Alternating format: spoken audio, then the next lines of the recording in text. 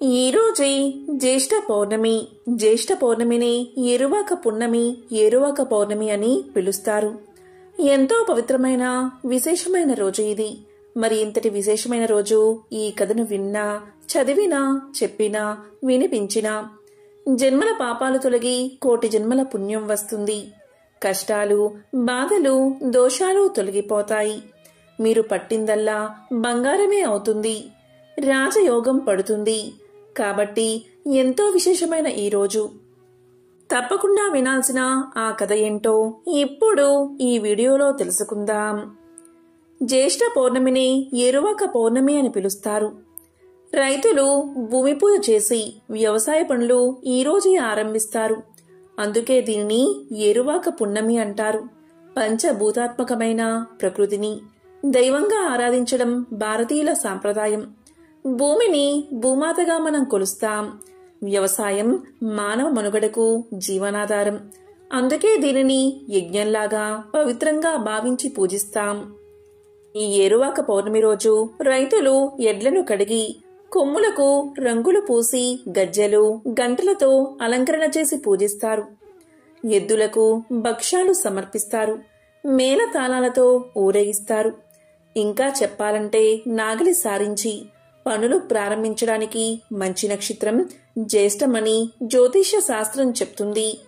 ఈ నక్షత్రంతో చంద్రుడు పూర్తిగా ఉండే రోజే జ్యేష్ఠ పౌర్ణమి. ఔషధాలకు అధిపతి అయిన చంద్రుడు జ్యేష్ఠ నక్షత్రానికి చెరువులో ఉన్న తరుణంలో ఏరువాక పూర్ణిమ శుభ ఫలితాలను కలిగిస్తుంది.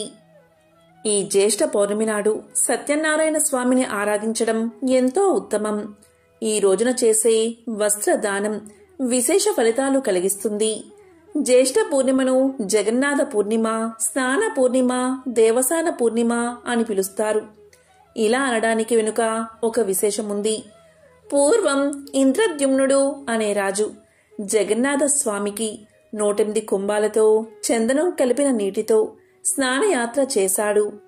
దీని తర్వాత 15 రోజుల పాటు స్వామి తన దర్శనం నిషేధించారు. ఆ స్నానయాత్ర జ్యేష్ఠ పూర్ణిమ నాడు ప్రారంభమైంది. స్కాంద పురాణంలోని ఒక కథ ప్రకారం శ్రీకృష్ణుడు జగన్నాథుడిగా అవతరించింది ఈ జ్యేష్ఠ పూర్ణిమ నాడే. అందుకే ఈ రోజున జగన్నాథ పూర్ణిమ పేరిట అత్యంత వైభవంగా జరుపుకుంటారు. ఇక ఈ రోజే వట సావిత్రి వ్రతాన్ని కూడా ఆచరిస్తారు. ఈ వ్రతం ఒక్కో చోట ఒక్కో రోజు ఆచరించే ప్రత్యేకత కూడా ఉంది. వట వృక్షమును కొంతమంది అశ్వత్థ నారాయణుడిగా భావించి లక్ష్మీదేవిని కూడా పెట్టి పూజిస్తారు. కొంతమంది శివపార్వతులుగా భావించి పూజిస్తారు. సావిత్రి అల్పాయుష్కుడైన తన భర్త సత్యవంతుణ్ణి కాపాడుకోవడం కోసం నారదుని ద్వారా ఉపదేశాన్ని పొంది ఈ వట సావిత్రి వ్రతాన్ని ఆచరించి సత్ఫలితాలు పొందింది. సావిత్రీదేవి తన భర్తను బతికించుకున్న ఈ రోజు వట సావిత్రి వ్రతంగా ఈనాటికి కూడా ఆచరించబడుతుంది. కనుక సతీ సావిత్రి తన భర్త ప్రాణాలను ఎలా కాపాడుకుందో తెలిపే ఈ కథను వింటే చాలు. మరణం అనేదే దరిచేరదు. సకల ఐశ్వర్యాలు సిద్ధిస్తాయి. ఒకసారి మార్కండేయుడు చెప్పగా రామ కథను విన్న ధర్మరాజు రాముని పరాక్రమము, సీత పాతివ్రత్యానికి అబ్బురపడ్డాడు. అప్పుడు ధర్మరాజు మార్కండేయుణ్ణి చూసి, మహర్షి, సీతాదేవిలా పతివ్రతలు ఇంకా ఉన్నారా అని అడిగాడు. దానికి మార్కండేయుడు ధర్మరాజుకు ఇలా చెప్పసాగాడు. ధర్మరాజా, పూర్వం మధుర దేశాన్ని అశ్వపతి అనే రాజు పరిపాలిస్తూ ఉండేవాడు. అతనికి సంతానం లేనందున సావిత్రీదేవిని 18 సంవత్సరాలు భక్తితో సేవించాడు. దాంతో సావిత్రీదేవి ప్రత్యక్షమై అశ్వపతిని ఏం వరం కావాలో కోరుకోమంది. దానికి అశ్వపతి, అమ్మా, నాకు ఒక పుత్రుణ్ణి ప్రసాదించు తల్లి అని కోరుకున్నాడు. కాని సావిత్రీదేవి, రాజా, నీకు ఒక కన్య జన్మిస్తుంది అని వరాన్ని ఇచ్చింది. అప్పుడు అశ్వపతి సావిత్రీదేవితో, అమ్మా, నిన్ను భక్తితో సేవించాను. నా కోరిక మన్నించి నీవు వచ్చావు. నా కోరిక తీరాలి కదా అని అడగగా దానికి సావిత్రీదేవి, రాజా, నీ కోరిక గురించి బ్రహ్మదేవుడితో చర్చించాను. ఆయన నీకు కూతురు కలుగుతుంది అని నిర్దేశించాడు. బ్రహ్మ యొక్క ఆజ్ఞను నేను తిరస్కరించలేను. కాని నీకు కలిగిన పుత్రిక కారణంగా నీకు 100 మంది కుమారులు కలుగుతారు అని ఆశీర్వదించి అంతర్ధానమయ్యింది అమ్మా. ఇలా గడిచిన కొన్ని రోజులకు అశ్వపతికి ఒక కుమార్తె జన్మించింది. ఆమెకు సావిత్రి అని నామకరణం చేశాడు. వర ప్రభావంతో కలిగిన బిడ్డకు సావిత్రి అనే పేరు పెట్టి అతి గారాభంగా పెంచసాగాడు అశ్వపతి. యుక్త వయస్కురాలైన సావిత్రి సాల్వ రాజ వంశజుడైన సత్యవంతుని గుణగణాదులు విని అతన్ని తన భర్తగా చేసుకోవాలని నిశ్చయించుకుంటుంది. సత్యవంతుని అసలు పేరు జితాశ్వుడు. కాని ఎల్లప్పుడూ సత్యాన్నే పలకడం వల్ల సత్యవంతుడు అనే పేరుతో ప్రఖ్యాతిని పొందాడు. అతని తండ్రి ద్యుమత్సేనుడు రాజ్యాన్ని కంటి చూపును పోగొట్టుకుని భార్యా సమేతుడై అరణ్యంలో ఆశ్రమ జీవితం కొనసాగిస్తూ ఒక్కగానొక్క కుమారుడైన సత్యవంతుడిపైనే ఆశలు పెట్టుకుని జీవిస్తున్నాడు. ఒకానొకసారి నారదుడు మంత్ర దేశానికి విచ్చేశాడు. అప్పుడు నారదుని ద్వారా వివరాలు విన్న సావిత్రి సత్యవంతునితో వివాహం జరిపించమని వేడుకుంటుంది. అప్పుడు నారదుడు సత్యవంతుని ఆయుప్రమాణం మరొక్క 1 సంవత్సరం కాలమేనని, అటువంటి అల్పాయుష్కుణ్ణి వరించవద్దని చెబుతాడు. కాని దృఢ నిశ్చయంతో సావిత్రి విధిని తన మనోబలంతో ఎదుర్కోగలనని చెప్పి మార్గాంతరం చూపమని నారదుణ్ణి ప్రార్థిస్తుంది. అప్పుడు నారదుడు సావిత్రికి బాలా త్రిపుర సుందరి త్రిరాత్ర వ్రతాన్ని బోధిస్తాడు. తరువాత నారదుడు సావిత్రి తండ్రిని సంప్రదించి సావిత్రి సత్యవంతుల వివాహం జరిపించి వెళ్లిపోతాడు. మద్రదేశపు రాకుమారిగా అతి గారాభంగా పెరిగిన సావిత్రి అతి సామాన్య ఇల్లాలుగా నిరాడంబరంగా ప్రశాంతమైన ఆశ్రమవాసంలో జీవితాన్ని గడపడం ప్రారంభించింది. అత్తామామలను జాగ్రత్తగా చూసుకుంటూ భర్తతో అనురాగంలో మునిగి తేలుతున్నా మనసులో నారదుని మాటలు మన్నం చేసుకుంటూనే ఉంది. మహర్షి చెప్పిన కాలానికి 4 రోజుల ముందుగా సావిత్రి బాలా త్రిపుర సుందరి త్రిరాత్ర వ్రతాన్ని ప్రారంభించింది. కఠోర దీక్షతో ఆ వ్రతాన్ని నియమబద్ధంగా పూర్తి చేసింది. 4వ నాడు ఉదయాన్నే శుచిగా అడవిలో లభించే అలసందలు, బెల్లం కలిపిన అట్లు తయారు చేసి వెన్న ముద్దతో పాటు అమ్మవారికి నివేదన చేసింది. తరువాత అడవిలో ముత్తైదువులు ఎవరూ దొరక్కపోవడంతో మర్రి చెట్టునే ముత్తైదువుగా భావించి చెట్టుకే చీర రవికలు పెట్టి 108 సార్లు నూలు దారంతో చెట్టు చుట్టూ చుట్లు వేస్తుంది. తరువాత భర్తకు భోజనం పెట్టి తాను కూడా భోంచేసి వ్రత సమాప్తి చేసింది. నారదుడు చెప్పిన గడువు రోజున యథాప్రకారం భర్త గొడ్డలితో అడవిలోకి బయలుదేరగాని తాను కూడా భర్తతో పాటు నడవసాగింది. భర్త వెంటే నడుస్తూ ఉన్న సావిత్రి అతను చూపుతున్న వింతలు చూస్తూ చెబుతున్న విశేషాలు వింటున్నా ఆమె సర్వేంద్రియాలు భర్తపైనే కేంద్రీకరించి ఉంచింది. కాసేపయ్యాక ఆ దుర్గడియ రానే వచ్చింది. నడిచి నడిచి అలసిన భర్తను తన వడిలో పడుకోబెట్టుకుంది సావిత్రి. మరుక్షణమే నిద్రలోకి జారిపోయాడు సత్యవంతుడు. ఇంతలో మైషువు గంటలు గనగనమని మోగగా పాసహస్తుడై భీకరాకారంతో వచ్చిన కాలయముడు సత్యవంతునిలోని జీవుణ్ణి చెరపట్టుకుని లాగాడు. త్రిరాత్ర వ్రతం చేసిన ఫలం వల్ల ఎవరికీ కనిపించని ఆ భీకర దృశ్యం సైతం సావిత్రికి కనిపించసాగాయి. సావిత్రి తన భర్త జీవాన్ని తీసుకువెళ్తున్న యముణ్ణి అడ్డుకుంది. తన్ని చూసి కూడా చలించని ఆమెతో యముడు ఇలా అన్నాడు: అమ్మా సావిత్రి, నేటితో నీకు నీ భర్తకు మధ్య రుణం తీరింది. నీ భర్తకు జరిపించవలసిన సంస్కారాలు జరిపి నీ దోవన నీవు వెళ్ళు అని మరలిపోయాడు. విగత జీవుడైన తన భర్త శవాన్ని చెట్టుచాటున దాచి సావిత్రి యముణ్ణి అనుసరించింది. ఎవరో అనుసరిస్తున్నారని తిరిగి చూసిన యముడు ఇలా పలికాడు: నీ ధైర్యానికి మెచ్చి నీ భర్త ప్రాణం తప్ప ఏదైనా వరమిస్తాను కోరుకు అన్నాడు. ఆ ఇల్లాలు అత్తవారింటి క్షేమం కోరి తన అత్తామామలకు చూపుతో పాటు పోగొట్టుకున్న రాజ్యాన్ని ప్రసాదించమని కోరుకుంది. అప్పుడు యముడు సరే అని ఆ వరాన్ని ప్రసాదించాడు. అయినా సావిత్రి యముణ్ణి అనుసరించడం మానలేదు. అప్పుడు యముడు మళ్ళీ ఇలా పలికాడు, అమ్మా సావిత్రి, మొండితనం మాని మరలిపో. అలాగే మరొక వరం ఇస్తాను, అది కూడా నీ భర్త ప్రాణాలు తప్ప అని అనగానే సావిత్రి ఇలా కోరుకుంది. తన పుట్టింటికి వారసులు కావాలని కోరుకుంది. దీంతో ఆమె కోరిక మన్నించి అశ్వపతికి 9 పుత్రులను అనుగ్రహించాడు యముడు. అప్పుడు సావిత్రి పట్టు వదలక యముణ్ణి అనుసరిస్తూ ఉంది. అప్పుడు సావిత్రి యముణ్ణి చూసి ఇలా పలికింది, స్వామి, 7 అడుగులు నడిస్తే అపరిచితులు కూడా బంధువులు అవుతారు కదా. మనిద్దరం అంతకన్నా ఎక్కువ నడవడం వల్ల ఆత్మ బంధువులు అయ్యాము కదా అని పలికింది. దానికి యముడు, సావిత్రి, నీ మాటలు నన్ను సంతోషపరిచాయి. మరొక వరమిస్తాను, అడుగు అన్నాడు.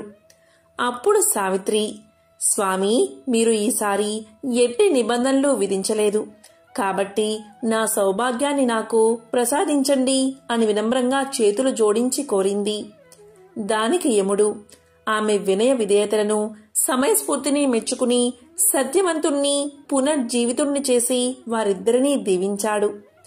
ఇది వట సావిత్రి వ్రత కథ. కనుక ఓ ధర్మరాజా, పతివ్రత అయిన ద్రౌపది కూడా నీకు సావిత్రి మాదిరిగానే సకల శుభాలు చేకూరుస్తుంది అని చెప్పి మార్కండేయుడు తన ఆశ్రమానికి వెళ్లిపోయాడు. అలాగే ఏరువాక పౌర్ణమి సందర్భంగా నక్క చెప్పిన ఈ కథను వింటే చాలు, కష్టాలన్నీ తొలగిపోతాయి, మరణం దరిచేరదు, ధైర్యం వస్తుంది, సకల సంపదలు కలుగుతాయి. అనగనగా ఒక పేద బ్రాహ్మణుడు ఉండేవాడు. అతను మహానిదానస్తుడు. ఆ పేద బ్రాహ్మణుడు ఉపాధిని వెతుక్కుంటూ పట్టణానికి బయలుదేరాడు. అతను పట్నం వైపు నడుస్తూ ఉండగా ఒక ధనవంతుని రథం అటువైపు పరుగులు తీసుకుంటూ వచ్చింది. ఆ రథంలోనే ధనవంతుడు కన్నో మిన్నో కానక తన రథాన్ని వేగంగా నడుపుతున్నాడు. ఆ రథం దూకుడికి బ్రాహ్మణుడు కాస్త పక్కకు పడిపోయాడు. అతనికి కాళ్ళు చేతులు కొట్టుకుపోయాయి. కాని ఇదంతా ఏమాత్రం పట్టించుకోకుండా ధనవంతుడు తన దారిన తాను చక్కగా పోయాడు. జరిగిన దానికి బ్రాహ్మణుడి మనస్సు తరుక్కుపోయింది.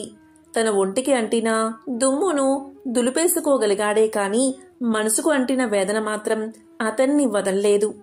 నా పేదరికమే ఇంతటి అవమానానికి కారణం కదా. ఇలాంటి దుస్థితి నుంచి బయటపడాలి అంటే ఆత్మహత్యే శరణ్యం అనుకున్నాడు.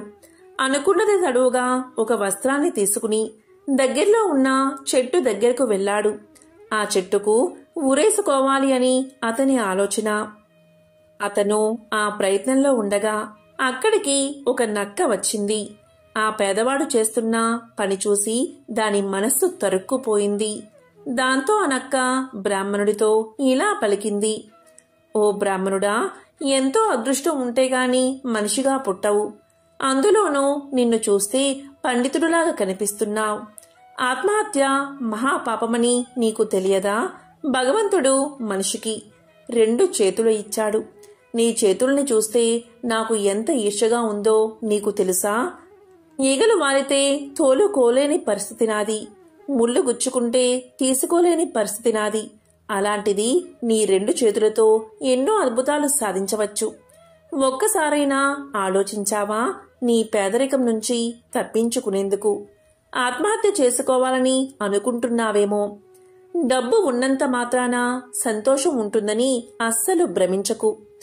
డబ్బున్నవాడు ఇంకా డబ్బు కావాలి అనుకుంటాడు. ఆ తరువాత రాజ్యం కావాలి అనుకుంటాడు. ఆఖరికి దేవతలతో సమానం కావాలి అనుకుంటాడు. దేవతలు కూడా తమకు ఇంద్ర పదవి లభిస్తే ఎంత బాగున్నో అనుకుంటారు. ఇలా మనసులో పెరిగే మోహపు దాహం ఎన్నటికీ తీరేదే కాదు. దానిలో సంపద అనేది ఆద్యం వేసిన కొద్దీ మరింతగా రగులుతూనే ఉంటుంది. మనసులో సంతోషం, బాధ ఉన్నప్పుడు కేవలం బాధను అనుభవిస్తేనే ఏం ఉపయోగం ఉంటుంది? కొందరు ఎన్ని కష్టాల్లో ఉన్నా ఆనందంగా నవ్వుతూ ఉంటారు. మరికొందరేమో జ్ఞానం, మంచి ఆరోగ్యం ఉన్నా కూడా తమ చుట్టూ నిరాశను చుమ్ముకుంటూ ఉంటారు. మనసును అదుపు చేసుకోలేకపోవడం వల్లే ఇలా నిత్యం బాధల్లోనే బతకాల్సి వస్తుంది. చూడు, నేను గత జన్మలో గొప్ప పండితుణ్ణి. నిరుదక్కమైన చర్చలతో వాదనతో కాలాన్ని వృధా చేస్తూ గడిపేశాను. ఇతరులను అవహేళన చేయడానికి జ్ఞానాన్ని ఉపయోగించాను. ఫలితంగా ఈ నక్క జన్మను పొందాను. నన్ను చూసైనా నువ్వు తెలివి తెచ్చుకో. ఆ భగవంతుని మీద భారాన్ని వేసి నీ జీవన పోరాటాన్ని సాగించు అంటూ తన ఉపదేశాన్ని ముగించింది నక్క. దీంతో బ్రాహ్మణుడికి జ్ఞానోదయం అయ్యింది. ఏ దేవుడో తన్ని కరుణించి నక్క రూపంలో వచ్చాడు అని అతనికి అనిపించింది. అక్కడికక్కడే తనలోని నిరాశావాదాన్ని వదిలి తన ఊరివైపు అడుగులు వేశాడు బ్రాహ్మణుడు. కొత్త ఉత్సాహంతో, చెక్కు చెదరని పట్టుదలతో జీవితాన్ని మళ్లీ ఆరంభించాడు. పూర్వం ఒక శివభక్తుడు ఉండేవాడు. అతను నిత్యము కూడా భగవద్గీత పారాయణం చేస్తూ ఉండేవాడు. అతను నిత్యము గీతాధ్యయనం చేస్తూ భగవంతుణ్ణి ఆరాధిస్తూ ధ్యానించడంలోనే తన సమయాన్నంతా గడుపుతూ ఉండేవాడు. అతను కేవలం భగవంతుణ్ణే నమ్ముకున్నాడు. అతనిపైనే ఆధారపడ్డాడు. తన జీవితం గురించి ఏమీ ఆలోచించేవాడు కాదు. అదే కాలంలో అతని తల్లిదండ్రులు చనిపోయారు. వీరు 3 అన్నదమ్ముళ్ళు. 3కి కూడా వివాహం జరిగింది. అందులో ఇతను పెద్దవాడు. మిగతా 2 చిన్నవాళ్లు. చిన్నవాళ్ళిద్దరూ పౌరోహిత్యం చేసి ఇంటిని నెట్టుకొస్తూ ఉన్నారు. తమ్ముళ్ళిద్దరూ ఒకరోజు అన్నగారితో ఇలా అన్నారు. అన్నగారు, మీరు మన ఇంటి బాధ్యతల గురించి ఆలోచించడానికి కూడా కొంత సమయాన్ని కేటాయిస్తూ ఉంటే చాలా బాగుంటుంది కదా అని పలికారు. అది విన్న అన్నగారు తమ్ముళ్లతో ఇలా అన్నారు. అందరినీ భరించేవాడు, పోషించేవాడు అయిన భగవంతుడు అన్ని వేళలా సిద్ధంగా ఉన్నప్పుడు మన బ్రతుకు తెరువు కోసం మనం ఆలోచించడం అనేది అజ్ఞానమే అవుతుంది. తనను నమ్మిన వారి యొక్క యోగక్షేమాలు చూసుకుంటాను అని గీత యొక్క 9వ అధ్యాయంలోని 22వ శ్లోకంలో భగవంతుడే స్వయంగా వివరించాడు. కాబట్టి తమ్ముళ్ళు, భగవంతుణ్ణి నమ్మి అతనిపై మన భారాన్ని ఉంచడమే మనం చేయవలసిన ప్రథమ పని. ఆ భగవంతుడే సకల జీవరాశి యొక్క పోషణ చేస్తూ ఉంటాడు. అతన్నే నమ్మి నిత్యం అతన్నే స్మరించే వారి యొక్క యోగక్షేమాల బాధ్యతను అతను విస్మరించడు.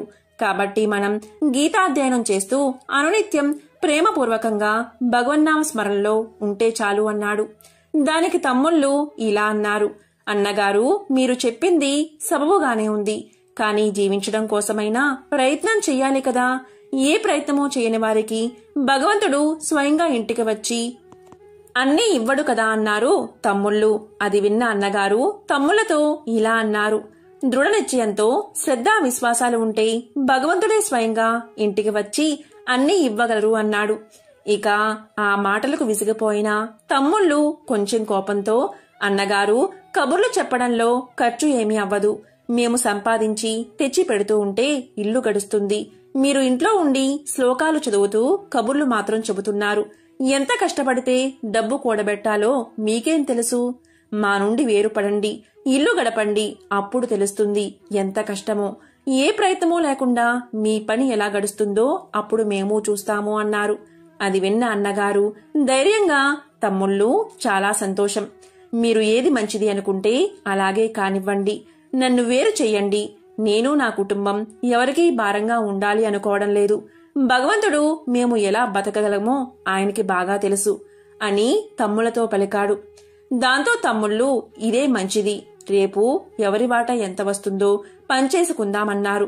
మీరేది ఉచితమనుకుంటే అలా చెయ్యండి అన్నారు అన్నగారు. నాకు ఎటువంటి అభ్యంతరమూ లేదు. మీరు ఎలా చేసినా నాకు సమ్మతమే అన్నారు అన్నగారు. ఇక 2 తమ్ముళ్ళు ఉన్న సామాన్లను, సంపదను మరుసటి రోజే 3 భాగాలుగా పంచారు. బ్రాహ్మణ భక్తుడి వాటాకు ఒక చిన్న సామాన్య ఇల్లు, కొంత నగలు, కొన్ని మామూలు బట్టలు, వంటగిన్నెలు మొదలైనవి వచ్చాయి. ఇలా 3 వేరుపడ్డాక ఆ బ్రాహ్మణ భక్తుడు తన భార్యతో ఇలా అన్నాడు. నా తమ్ముళ్ళు నాకు ఇచ్చింది కొంచెమైనా అది చాలా తృప్తిగా ఉంది. ఇప్పుడు మనం చేయవలసిందల్లా కేవలం భగవంతునిపై ఆధారపడడం. ఎవరింటికి వెళ్లే ఆలోచన కూడా చేయకూడదు. ఎవరు ఏమి ఇచ్చినా తీసుకోకూడదు. భగవంతుడు తానే స్వయంగా భక్తుల యోగక్షేమాలు చూస్తూ ఉంటాడు. ఆయనే మన యోగక్షేమాలు చూసుకుంటాడు. ఎప్పుడు తమ్ముళ్ళు ఇచ్చిన వాటితోనే మన అవసరాలు గడుపుకోవాలి అని ఆలోచించకూడదు సుమా. వాళ్ళ దగ్గర నుంచి ఎప్పుడూ ఏదీ తీసుకోకు అని చెప్పాడు. ఇక ఆ భక్తుని భార్య ఈశ్వర భక్తురాలు. ఆమె తన భర్త మాటను గౌరవంగా స్వీకరించింది. ఇప్పుడు ఇల్లు గడపడానికి ఎంతో కొంత చేతిలో ఉండనే ఉంది. అది అయిపోతే స్వామి ఏది అనుకుంటే అదే స్వయంగా చేస్తాడు అనుకుంది. ఆ బ్రాహ్మణుడు 4 గంటలకే లేచి తరువాత 1 మైలు దూరంలో ఉన్న చెరువుకు వెళ్లి స్నానం చేసి సంధ్యావందనాలు చేసేవాడు. ఆ తర్వాత భగవంతుణ్ణి భక్తి శ్రద్ధలతో పూజించేవాడు. తరువాత భగవద్గీత పారాయణం చేసుకుని అదంతా పూర్తి చేసుకుని పగలు 11 గంటలకు ఇంటికి వచ్చి భోజనం చేసేవాడు. తర్వాత 1 గంటకు మళ్లీ అదే చెరువుకు పోయి జపము ధ్యానము చేస్తూ ఉండేవాడు. ఆ తరువాత సాయంత్రం 4 గంటలకు స్నానం చేసి సంధ్యావందనం ఆచరించేవాడు. ఈ విధంగా రాత్రి 8 గంటల వరకు ఈ కార్యక్రమాలు చేసుకుని తరువాత ఇంటికి వచ్చి భోజనం ముగించుకుని తన భార్యతో సత్కాలక్షేపం చేసి రాత్రి 10 గంటలకు పడుకునేవాడు. మహాసాధ్వి అయిన అతని ధర్మపత్ని కూడా 2 పూటలా భర్తకు నమస్కారం చేయడం, భర్త ఆజ్ఞ పాటించడం కర్తవ్యంగా భావించి చేస్తూ ఉండేది. ఈ విధంగా రోజులు గడిచిపోతున్నాయి. రోజూ కూడా ఉన్న దాంట్లోనే ఖర్చు చేస్తూ ఉండేవారు. కొంతకాలానికి వాళ్ల దగ్గర ఉన్న డబ్బు పూర్తిగా అయిపోయింది. మన దగ్గర ఉన్న డబ్బు పూర్తిగా అయిపోయింది అంది భార్య. నగలు బట్టలు కూడా అయిపోయాయా అని అడిగాడు భర్త. లేదు అంది భార్య. ఓహో, ఈ నగలు బట్టలతో కాలం గడపాలని కాబోలు స్వామి ఆజ్ఞ అనుకుంది. ఇక వెంటనే వాటిని అమ్మి ఇల్లు గడపడం మొదలుపెట్టింది. ఇంకొక రోజు నగలు బట్టలు కూడా అయిపోయాయి అంది భార్య. ఏమీ భయం లేదు, ఇంకా ఇంట్లో గిన్నెలు తపాలాలు ఉన్నాయి కదా అన్నాడు భర్త. ఓహో, స్వామి గిన్నెలు తపాలాలు అమ్మి గడపమని అంటున్నాడు, ఇంటిని అమ్మమంటున్నాడు అనుకుంది భార్య. ఆమె ఆనందంగా ఇల్లు అమ్మేసి అద్దె ఇంట్లోకి మకాం మార్చింది. కొన్నాళ్లకు అవి కూడా అయిపోయాయి. దాంతో చివరకు భార్యకు కట్టుకోవడానికి 1 చీర, బ్రాహ్మణుడికి 1 దోవతి, ఉత్తరీయం మాత్రమే మిగిలాయి. ఒకరోజు బ్రాహ్మణుడు 4 గంటలకే లేచి అడవికి పోవడం చూసి నమస్కారం చేసి భార్య ఇలా అంటుంది. స్వామి, ఇప్పుడు ఇంకా ఏమీ మిగల్లేదు. ఈ ఇల్లు అద్దె ఇల్లు, గిన్నెలు అన్నీ కూడా పూర్తిగా అయిపోయాయి. ఇక మీరు పారాయణం చేసే గీతా గ్రంథం, మీ దోవతి, ఉత్తరీయము, నా చీర మాత్రమే మిగిలి ఉన్నాయి. ఈ రోజు అన్నం వండడానికి బియ్యం కూడా లేవు. అన్నీ కూడా నిన్ననే నిండుకున్నాయి అంది. బ్రాహ్మణుడు భార్య మాటలు విని కూడా మారు మాట్లాడకుండా ఎప్పటిలాగే చెరువు దగ్గరకు వెళ్లిపోయాడు. చెరువుకు చేరి స్నానమాచరించి సంధ్యావందనం చేసి గీతాపారాయణం చేస్తూ ఉండగా ఆయనకు కష్టమైన శ్లోకం కనిపించింది. ఆ రోజు ఆ శ్లోకాన్ని చదివి ఉలిక్కి పడ్డాడు. దాన్ని మన్నం చేసుకుంటూ మనసులో ఇలా అనుకున్నాడు. ఈ శ్లోకంలో భగవంతుడు ఏమీ వాగ్దానం చేయలేదు. నిజంగా భగవంతుడే ఇలా శబదం చేసి ఉంటే నేటి వరకు నా గురించి కొంచెం కూడా పట్టించుకోలేదే. నేను పూర్తిగా ఆయన్నే నమ్ముకున్నానే, ఆయన మీదే ఆధారపడ్డానే అని పరిపరి విధాలుగా ఆలోచించి సమాధాన పడలేక ఆ శ్లోకాన్ని విడిచిపెట్టి మిగతా శ్లోకాలను పారాయణం చేయడం మొదలుపెట్టాడు. భగవంతుడు బ్రాహ్మణుడి మనసులోని భావాన్ని గ్రహించి స్వయంగా ఒక విద్యార్థి రూపం ధరించి 1 గుర్రం మీద ఆయన ఇంటికి వెళ్లి బ్రాహ్మణుడి భార్య ఎదుట మిఠాయిలతో నిండిన 1 పల్లాన్ని ఎదుట ఉంచి, అమ్మా, గురువుగారు ఎక్కడున్నారు అని అడిగాడు. అది విన్న బ్రాహ్మణుడి భార్య, ఇక్కడికి 1 మైలు దూరంలో ఒక చెరువు ఉంది. ఆ చెరువు దగ్గర మీ గురువుగారు ఉన్నారు. ఇప్పుడు 10 గంటలు అయ్యింది. వారు రావడానికి ఇంకో గంట పడుతుంది. ఇంతకు మీరు ఎవరు? ఈ మిఠాయిలు ఎందుకు తెచ్చారు అని అడిగింది. దానికి ఆ విద్యార్థి, నేను పండితుల వారి శిష్యుణ్ణి. మా గురువుగారి గురుపత్నుల సేవార్థం ఈ మిఠాయిలు తెచ్చాను. దీన్ని మీరు స్వీకరించండి అన్నాడు. అందుకు ఆమె, పండితుల వారు ఎవరిని శిష్యులుగా చేసుకోరు, ఎవరు ఇచ్చిన వస్తువులను తీసుకోరు, ఎవరి వస్తువులను తీసుకోవద్దని నన్ను ఆజ్ఞాపించారు. కాబట్టి ఎవరు ఏమి ఇచ్చినా వాటిని నేను స్వీకరించలేను. వాటిని మీరు తీసుకువెళ్ళండి అంది. దానికి విద్యార్థి, నాకు తెలిసింది, గురువుగారు ఎవరినీ శిష్యులుగా స్వీకరించలేదు. ఇది అక్షరాలా నిజం. కాని నన్నుగాక ఇంకా ఎవరిని శిష్యునిగా చేసుకోలేదు, ఇక చేసుకోరు కూడా. నాపై వారికి విశేషమైన కృపా దృష్టి ఉంది. అందుకే నన్ను శిష్యునిగా చేసుకున్నారు అన్నాడు. ఆమె గురువుగారికి శిష్యుడు ఉన్నట్టు నేనెప్పుడూ వినలేదు. నాకు తెలిసినంత వరకు వారికి శిష్యులు లేరు. మరి మీరు వారి శిష్యులు అని నేను ఎలా నమ్మను? ఏదేమైనా ఈ మిఠాయిలు మాత్రం నేను ఎట్టి పరిస్థితుల్లోనూ స్వీకరించలేను. కాబట్టి పండితుల వారు వచ్చాక వారి చేతికే ఇవ్వండి అంది. దానికి విద్యార్థి, సరే మంచిది. ఈ పల్లెము, నా గుర్రము రెండూ ఇక్కడే ఉంటాయి. నేను మళ్లీ వచ్చి గురువుగారిని కలుసుకుంటాను అన్నాడు. అందుకు ఆమె, మీరు ఈ పల్లాన్ని కూడా తీసుకుని వెళ్ళండి. పండితుల వారు వచ్చాక తిరిగి వాటిని ఆయనకి సమర్పించండి. అనుమతి లేకుండా దీన్ని ఇక్కడ ఉంచవద్దు అని పలికింది. కాని భగవంతుని రూపంలో ఉన్న విద్యార్థి ఆ పల్లాన్ని అక్కడే వదిలి వెళ్లిపోయాడు. ఇక చెరువు నుంచి 1 గంట తర్వాత వచ్చిన పండితుడు ఇంట్లోకి ప్రవేశించి మిఠాయితో నిండిన పల్లాన్ని చూశాడు. కోపంగా, ఈ మిఠాయిలు ఎక్కడివి అని భార్యను అడిగాడు. ఇది ఇక్కడ ఎందుకుంది, ఎవరు తెచ్చారు అని అడిగాడు భార్యను. భార్య 2 చేతులు జోడించి వినయంగా జరిగిందంతా చెప్పింది. అది విన్న పండితులు ఎంతో పులకించిపోయాడు. నీవు చాలా ధన్యురాలువు. ఆయన సాక్షాత్తు భగవంతుడే. సాక్షాత్తు భగవంతుడి దర్శనం పొందిన నీవు ఎంత భాగ్యశాలివి. నేను హీనుణ్ణి కావడం వల్ల నాకు ఆయన దర్శనం కాలేదు. నేను ఒక్కరోజు కూడా ఆకలిని తట్టుకోలేకపోయాను. భగవంతుడి వాక్యాలు విశ్వసించక ఆయనపై అలిగాను. భగవద్గీత సాక్షాత్తు భగవంతుడి నోటి నుండి వెలువడింది. దాన్ని విశ్వసించకపోవడం అంటే పూర్తిగా భగవంతుడిని నమ్మక అపరాధం చేసినట్లు అర్థం. ఈ రోజు నేను గీతా పారాయణం చేసే సమయంలో నాకు ఒక శ్లోకం కనిపించింది. ఆ శ్లోకం చదివి నేను భగవంతుని వాక్యలపై అనుమానం కలిగాను, అపనమ్మకం కలిగింది. ఇవి నిజంగా భగవంతుడు పలికిన వాక్యాలే అయితే నిశ్చయంగా నా యోగక్షేమాలు ఆ భగవంతుడే భరించేవాడు. అలా జరగలేదు అంటే ఇవి భగవత్ వాక్యాలు ఏమాత్రం కావు. వీటిని ఎవరో భగవంతుని వాక్యాలుగా చేర్చి ఉంటారు అనే అనుమానం, అపనమ్మకం కలిగి ఆ శ్లోకాన్ని చదవకూడదని నిర్ణయించుకుని మిగతా శ్లోకాలను అనుసంధానం చేశాను. నేను నీచాతి నీచుణ్ణి, మహాపాపిని, విశ్వాసహీనుణ్ణి. మనసులో కాస్తంత నమ్మకం ఉన్నా ఇలాంటి నీచ కార్యానికి వడిగట్టేవాణ్ణి కాదు. నీవు మహాభక్తురాలివి కాబట్టి నీకు స్వామి దర్శనం ఇచ్చాడు. ఇక స్వామి దర్శనం ఇచ్చే వరకు నాకు మనశ్శాంతి లేదు అని విచారిస్తూ బయటకు చూశాడు. బయటకు చూడగానే ఆశ్చర్యంగా బయట ఉన్న గుర్రం మీద ఒక పెద్ద మూట ఉండడం గమనించి వెంటనే దాన్ని ఇంట్లోకి తెచ్చి విప్పి చూశాడు. అందులో ఎంతో విలువైన రత్నాలు, వజ్ర వైడూర్యాలు ఉన్నాయి. బ్రాహ్మణుడు వాటిని చూసి తాను చేసిన పనికి పశ్చాత్తాపపడ్డాడు. అదంతా చూసి, స్వామి, నాకు ఈ రత్నరాశులు ఇచ్చి ఎందుకు నన్ను మరిపిస్తావు అంటూ బ్రాహ్మణుడు ఆనందంతో ముగ్ధుడు అయిపోయాడు. ఇక చాలాసేపు అవడం చూసి భార్య భగవత్ ప్రసాదాన్ని తీసుకుందాం రండి స్వామి అని పలికింది.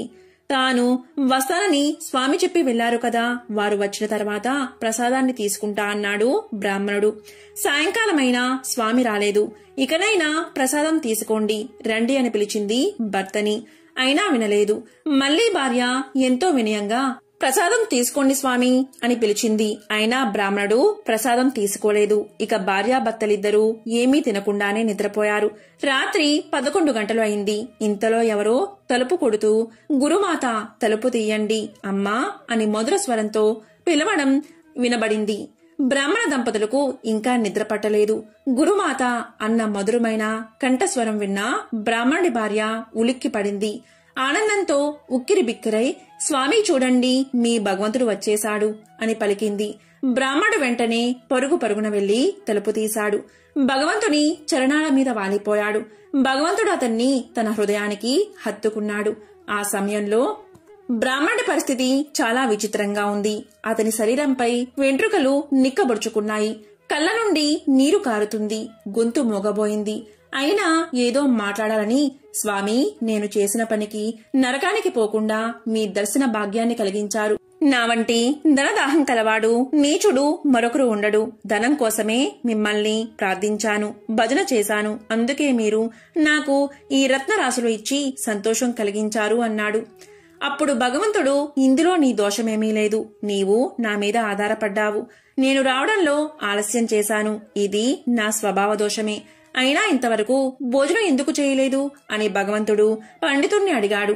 దానికి బ్రాహ్మణుడు, మీరు మళ్లీ వస్తానని చెప్పి వెళ్లారు కదా, మరి మీరు రాకుండా నేను భోజనం ఎలా చేస్తాను స్వామి, ముందు మీరు భోజనం చెయ్యండి, తర్వాతే మేము ప్రసాదాన్ని తీసుకుంటాము అని అన్నాడు. దానికి భగవంతుడు, అలా కాదు, మనందరం కలిసి భోజనం చేద్దాము అన్నాడు. అప్పుడు ఆ బ్రాహ్మణుడి భార్య వారిద్దరికీ భోజనం వడ్డించింది. అత్యంత భక్తి పారవస్యంలో బ్రాహ్మణుడు భగవత్ ప్రసాదాన్ని సంతోషంగా స్వీకరించాడు. అది చూసిన భగవంతుడు, నీకు ఏమి కావాలో కోరుకో అన్నాడు. దానికి బ్రాహ్మణుడు, స్వామి, మీరే స్వయంగా దయచేశారు, నాకు ఇంకా కావలసిందేముంది, నాకు ఎటువంటి ఆలోచనలు లేకుండా మీ అందే ప్రేమ కలిగి ఉండేలా ఆశీర్వదించండి అన్నాడు. తదాస్తు అన్నాడు భగవంతుడు. దానితో భగవంతుడు అంతర్ధానమయ్యాడు. ఆ తర్వాత బ్రాహ్మణ పత్ని కూడా ప్రసాదాన్ని స్వీకరించింది. ఇక తమ్ముళ్ళు, అన్నగారు ఇంటి నుండి వేరుపడినప్పటి నుంచి అత్యంత దుఃఖానికి, దారిద్ర్యానికి అనుభవిస్తూనే ఉన్నారు. వారికి ఎవరి సహాయమూ లభించక, అడిగిన అప్పు ఇచ్చేవాళ్లు లేక కరువై చాలా హీనమైన స్థితిలోకి దిగజారిపోయారు. మా అన్నగారు చాలా ధనవంతులు అయ్యారని, ఆయన ఇంటి ముందు యాచకులు బారులు తీరి ఉంటారని విన్న తమ్ముళ్ళు అన్నగారి దగ్గరకు చేరుకున్నారు. పరమభక్తుడైన పండితుడు తన తమ్ముళ్ళిద్దరినీ దగ్గరికి తీసుకుని హృదయానికి హత్తుకున్నాడు. అలాగే వారి యోగక్షేమాలు అడిగాడు.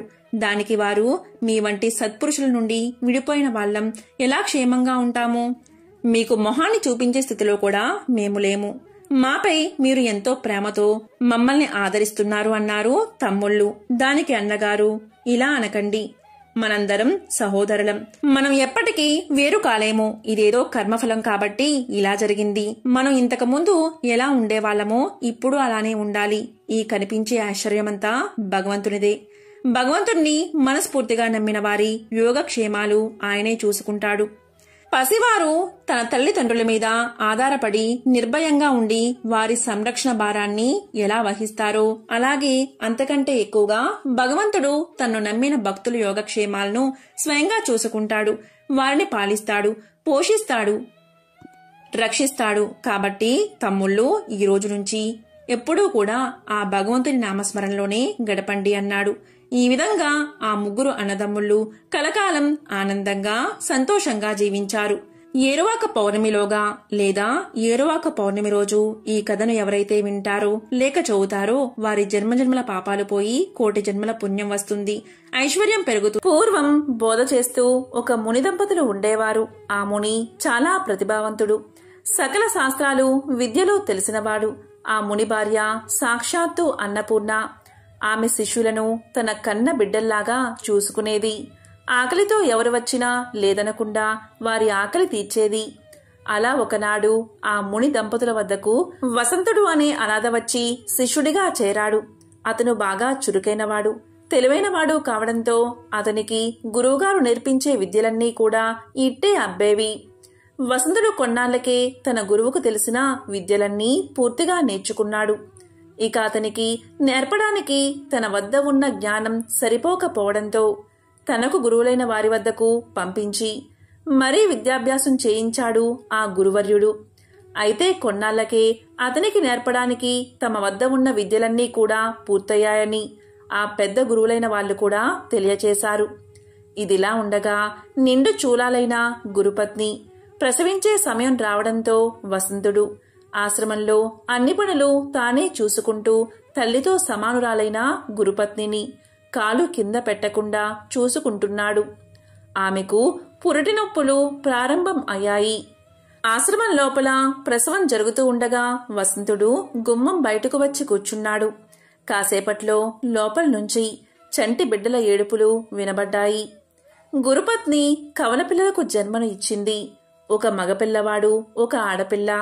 ఇంతలో దివి నుండి భువికి దిగి వచ్చిన ఒక దివ్య పురుషుడు వడివడిగా ఆశ్రమం లోపలికి వెళ్తూ గుమ్మం ముందు కూర్చున్న వసంతుడికి కనిపించాడు. మామూలు మనుషులకైతే అతను కనిపించి ఉండేవాడు కాదు. కాని వసంతుడు దైవ రహస్యాలు కూడా నేర్చుకున్నాడు కాబట్టి ఆ వచ్చిన అతను ఎవరో ఇట్టే కనిపెట్టేశాడు. వచ్చినవాడు సాక్షాత్తు బ్రహ్మదేవుడు. అతడు బ్రహ్మ అప్పుడే పుట్టిన పిల్లలకు నుదుటి రాత రాయడానికి వచ్చాడు అని అర్థం చేసుకున్న వసంతుడు ఓపిగ్గా బయట కాలు చాచుకుని కూర్చున్నాడు.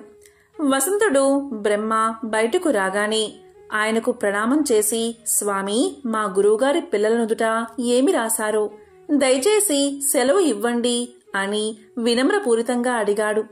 బ్రహ్మ తన్ని చూడగలిగిన ఆ పిల్లవాడు సామాన్యుడు కాదు అని తెలుసుకుని వసంతుడు అడిగిన విధానానికి ముచ్చటపడి ఇతరులకు చెప్పకూడని రహస్యాన్ని అతనికి చెప్పడానికి నిర్ణయించుకున్నాడు. అప్పుడు ఇలా అన్నాడు, నాయనా, ఈ అబ్బాయి బీదవాడిగా మారిపోతాడు. ఇతని జీవితకాలమంతా ఇతని వద్ద ఒక్క మూట బియ్యము, ఒక ఆవు, ఒక పూరిపాక తప్ప ఇక ఏమీ ఉండవు. ఇతను రోజంతా కష్టపడినా తన రెక్కల కష్టంగా పెళ్ళాన్ని పిల్లల్ని పోషిస్తాడు అంతే అన్నాడు. ఇక ఈ అమ్మాయి మాత్రం వేశ్య అవుతుంది. పూల కోసం రోజుకో పురుషుడితో సంభోగించి వారకాంత అవుతుంది అని చెప్పి అక్కడి నుంచి వెళ్లిపోయాడు. బ్రహ్మదేవుడు చెప్పిన మాటలు విని వసంతుడు నిశ్చేష్టుడు అయ్యాడు. సాక్షాత్తు దైవ స్వరూపుడైనటువంటి తన గురు దంపతులకు పుట్టిన పిల్లలకు ఇలాంటి రాత రాశాడు. ఏమిటి విధాత అని విచారంగా ఆలోచనలో మునిగిపోయాడు. వెంటనే తన గురువు గారిని బ్రహ్మరాత మార్చగలమా అని అడిగాడు. దానికి ఆయన, అది సాధ్యం కాదు నాయనా, అది ఎవరికీ సాధ్యం కాదు అని సమాధానం చెప్పాడు. పిల్లలు పెద్దవాళ్లు అయ్యే కొద్దీ వాళ్ల రాత నిజమవడం వసంతుడికి కనిపించసాగింది. ఆ ఇద్దరికీ చదువులు వంట పట్టడం లేదు. ఎందరికో విద్యా బుద్ధులు నేర్పిన గురువుగారి పిల్లలు ఇలా అయ్యారు ఏమిటా అనేది వసంతుడికి దేనిమీద ఏకాగ్రత కుదరకుండా చేస్తుంది. దానికి తోడు ఆ పిల్లలిద్దరూ వసంతుడి వెంటపడి అన్నయ్య అన్నయ్య అని తిరుగుతూ ఉంటే అతనికి దుఃఖం మరింత ఎక్కువ కాసాగింది. ఒకరోజు గురువుగారితో చెప్పి ఆయన అనుమతి పొంది దేశం చుట్టి రావడానికి బయలుదేరి వెళ్లాడు వసంతుడు. ఎందరో పండితుల్ని కలిశాడు. వారందరినీ వసంతుడు ప్రశ్నించాడు. బ్రహ్మరాసిన రాతను మార్చగలమా అని అందరినీ అడిగాడు.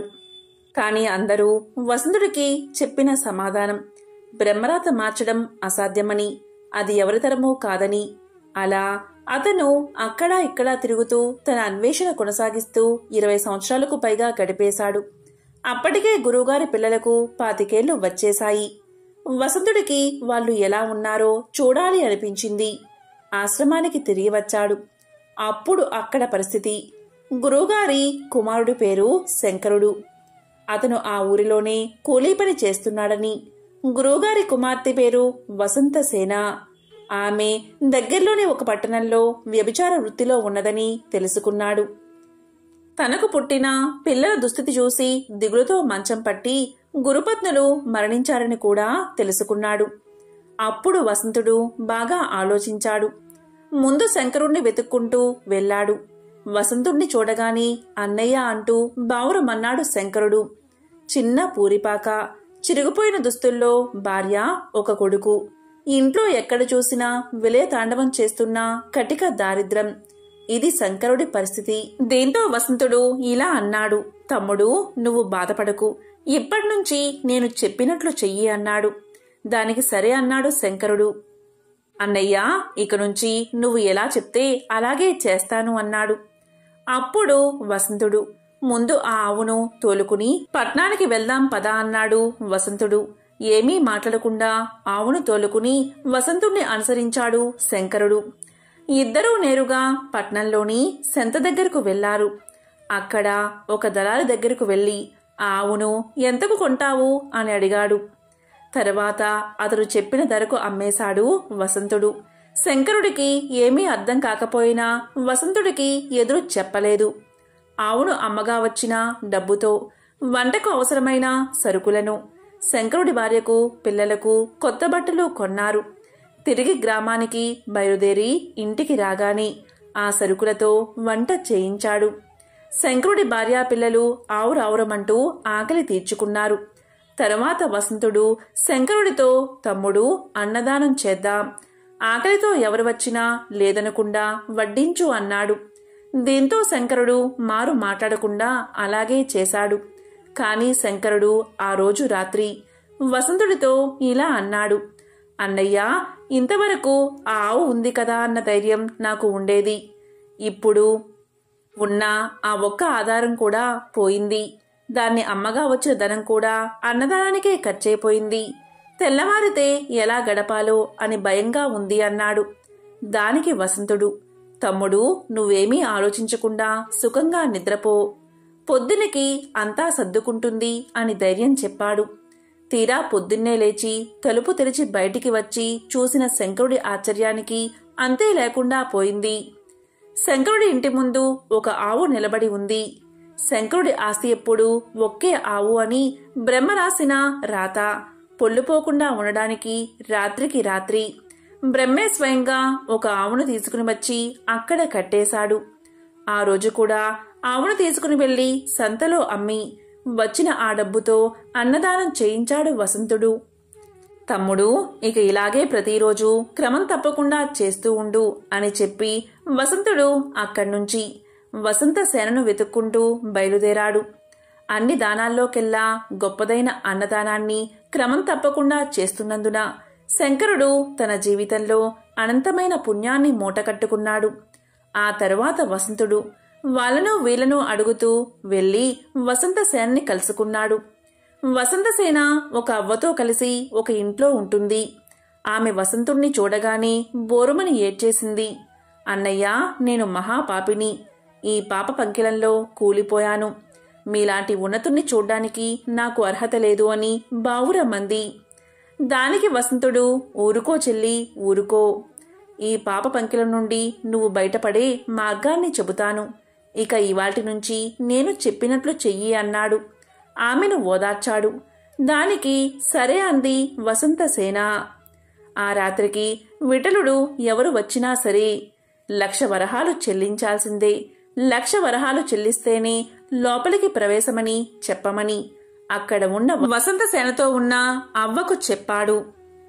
దానికి ఆశ్చర్యపోతూ అవ్వ, అయ్యా, ఇది జరిగే వ్యవహారం కాదు అని ఏదో చెప్పబోయింది. వసంతుడు ఆమెను మధ్యలోనే వారించి నేను చెప్పినట్లు చెయ్యి అన్నాడు. ఆజ్ఞాపిస్తున్నట్లుగా అన్నాడు.